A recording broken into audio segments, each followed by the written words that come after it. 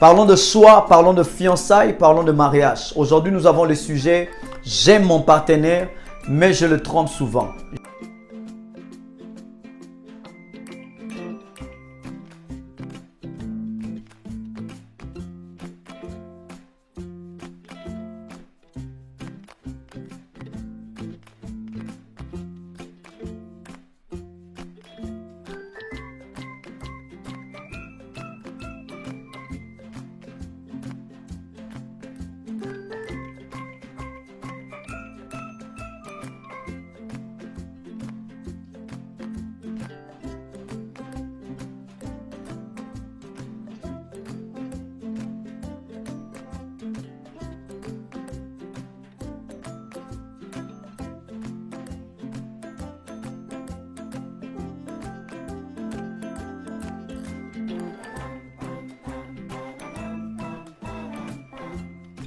J'aime mon partenaire, mais je le trompe souvent.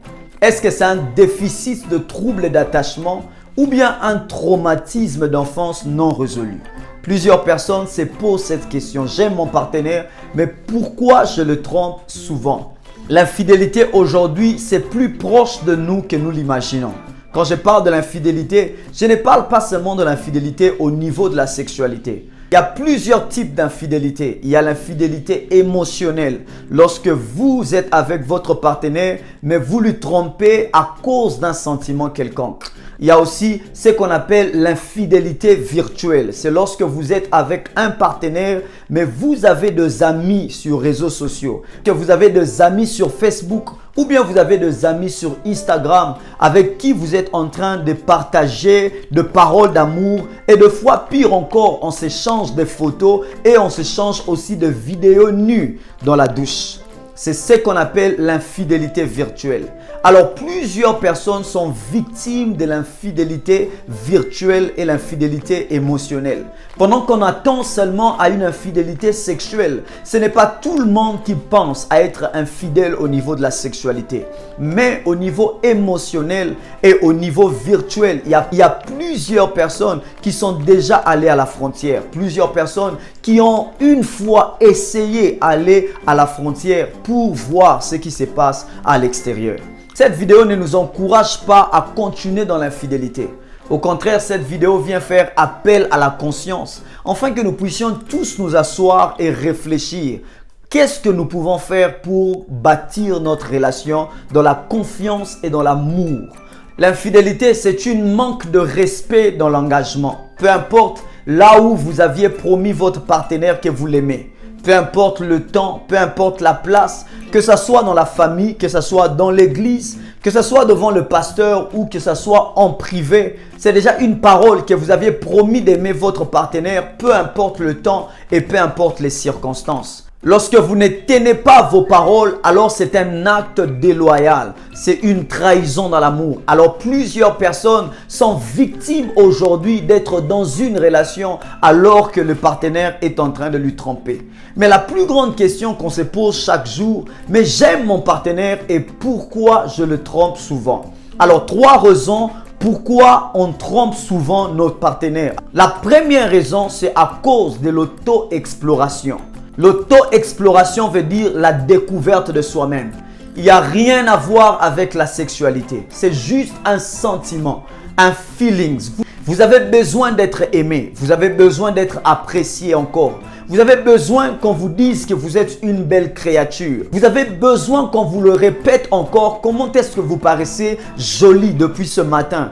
Vous avez besoin que quelqu'un vous dise comment est-ce que vous êtes jolie, comment est-ce que vous êtes une si belle créature, comment est-ce que vous êtes particulier, comment est-ce que vous êtes exceptionnel. Alors ce sentiment émotionnel nous pousse à l'auto-exploration. C'est une découverte de soi-même. On veut être apprécié, on veut recevoir des éloges. C'est ce qui amène plusieurs personnes à tromper leur partenaire. Pourquoi? Parce qu'il y a carence de cet amour, il y a carence de cette attention, il y a carence de cette appréciation. L'auto-exploration, c'est lorsque nous voulons avoir encore cette flamme d'amour.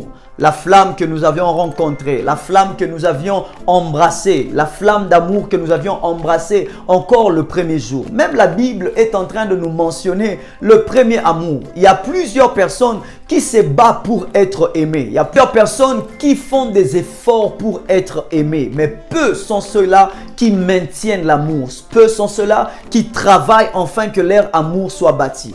J'aimerais vous dire que l'amour, c'est pas comme une flamme qui commence aujourd'hui et qui doit s'éteindre demain. L'amour, c'est une flamme qui commence aujourd'hui et qui doit être maintenue. L'amour, c'est comme un semeur qui est en train de s'aimer dans une plantation. Vous ne s'aimez pas seulement aujourd'hui, mais à chaque fois vous avez le temps, vous devez revenir et regarder votre sémence et cultiver la terre, entretenir la terre pour que vous ayez de bons fruits. L'amour, c'est quelque chose que nous devons travailler du jour au jour. Des fois, nos partenaires souffrent de cette carence, souffrent de cette appréciation, souffrent de cet amour. Il y a très longtemps que tu l'as dit, je t'aime. Il y a très longtemps que tu l'as apprécié. Il y a très longtemps que tu l'as dit que tu es bien parfumé. Il y a très longtemps que tu l'as dit que tu es bien habillé. Mais il y a un gars à l'extérieur, chaque fois lorsque ton partenaire passe, il y a un gars qui ne cesse de lui répéter comment tu es jolie, comment tu parais très jolie, comment tu es très belle aujourd'hui, comment tu es bien habillée, comment tu es parfumée. Alors des fois, ces soucis de l'auto-exploration nous poussent à tomber amoureux de quelqu'un qui nous appréciait. Et ça n'a rien à voir, je répète, avec la sexualité. Plusieurs personnes pensent qu'on les fait avec la sexualité. Non, on ne les fait pas de fois avec la sexualité. Mais c'est la carence de l'appréciation et la carence de la personne. Deuxième raison, pourquoi plusieurs personnes tombent dans l'infidélité émotionnelle. La deuxième raison, c'est à cause de l'interdit. L'interdit, c'est quelque chose qui a détruit plusieurs couples, plusieurs mariages. Lorsque vous vivez dans une relation où il y a trop de surveillance, il y a trop de caméras, on vous surveille à tout moment. Qu'est-ce que vous avez fait à ce temps-ci? Qu'est-ce que vous aviez fait? Vous êtes dans une relation, il y a trop de surveillance. On vous interdit avec celui-ci, on vous interdit avec cela. On vous demande qu'est-ce que vous avez fait. Vous êtes dans une relation, il y a moins de confiance dans cette relation. Il y a trop des interdits. On vous interdit d'aller à gauche, on vous interdit d'aller à droite. On vous interdit à faire ceci, on vous interdit à écrire ceci. Et alors, il y a trop de surveillance. On vous demande qu'est-ce que tu as fait les matins, qu'est-ce que tu as fait le soir, avec qui tu étais, qu'est-ce que tu as dit. Il y a trop des interdits et cela pousse la personne à finalement essayer ce qu'on a interdit. Même dans la Bible, lorsqu'il y avait trop des interdits, la Bible dit que Adam et Ève sont allés vers l'arbre et ils ont mangé le fruit. Lorsqu'il y a trop des interdits, il y a moins de confiance. Vous n'avez pas confiance à votre partenaire. Vous n'avez pas confiance à ce qu'il fait. Vous n'avez pas confiance là où il était. Vous placez des caméras. Vous payez même de personnes à devenir des sécurités, des espions pour espionner votre amour, espionner votre partenaire, afin que chaque fois vous puissiez recevoir un rapport par rapport à sa journée. Toutes ces formes des interdits poussent la personne à briser son engagement. Alors, nous devons savoir comment est-ce que nous devons bâtir notre relation. L'amour est bâti dans une confiance. L'amour est bâti dans le respect des engagements. Lorsque tu respectes tes engagements, ton partenaire aussi respectera ses engagements. Je me rappelle encore de cette histoire de la chèvre de Messé Séguin. Chaque fois, la chèvre était en train d'observer à la montagne ce qui s'est passé. Malgré plusieurs fois, le maître a interdit à la chèvre de partir, mais l'histoire dit qu'une fois, la chèvre est partie. Il y a un adage qui dit, vous pouvez amener un animal à la rivière, mais vous ne pouvez pas lui pousser à boire de l'eau. Vous devez savoir que l'amour s'est bâti par la confiance. Peu importe votre partenaire, là où il peut être, s'il y a confiance, s'il y a respect d'engagement, votre partenaire restera fidèle avec vous pour toute la vie. Alors la troisième raison, pourquoi j'aime mon partenaire mais je le trompe souvent, la troisième raison, c'est ce qu'on appelle l'immaturité émotionnelle. Plusieurs partenaires souffrent de l'immaturité émotionnelle.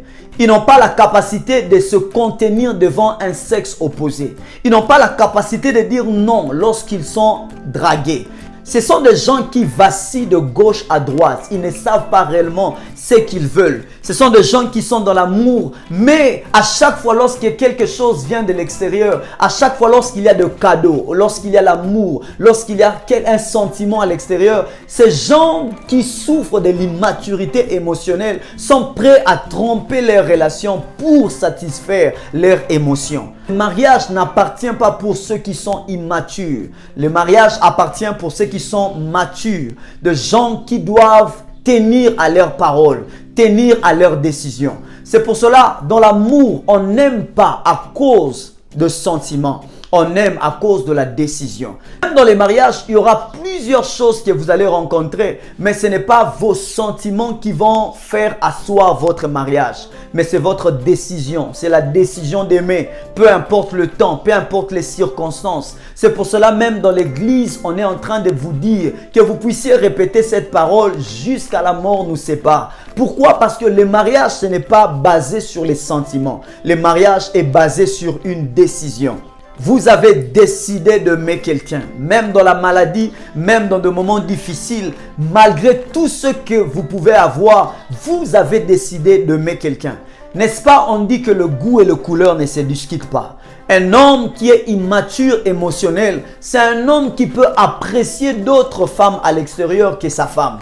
Une femme qui souffre de l'immaturité émotionnelle peut arriver à apprécier des autres hommes alors qu'il a un homme avec elle. J'aimerais dire à quelqu'un, l'immaturité, ce n'est pas quelque chose pour les mariages. Nous devons grandir et bâtir notre mariage dans l'amour et dans le respect. Que Dieu vous bénisse.